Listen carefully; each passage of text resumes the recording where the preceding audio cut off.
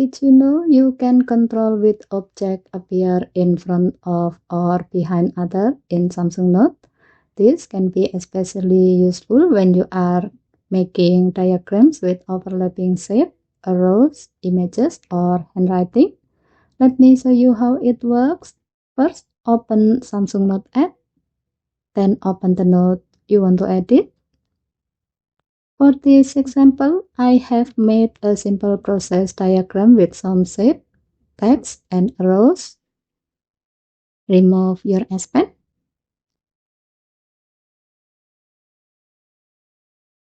Tap the selection mode icon. Then choose between lasso or rectangle. As the example, let's choose rectangle. Now, let's say I want this arrow to appear in front of the shape. Let's select the arrow. Then tap the three dot menu on the pop-up. Here you will find move forward and move backward. This option don't move the object around the page.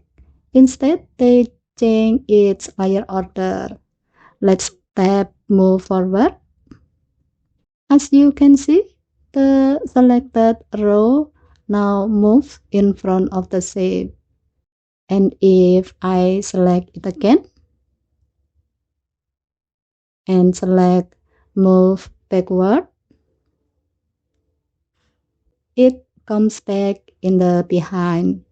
So you can use this option to control which element of your diagram appear on top of or behind other elements.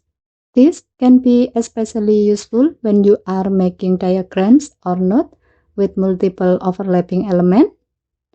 And that's how to layer object using move forward and move backward in Samsung Note on the Samsung Galaxy S26 Ultra. Okay, thank you for watching.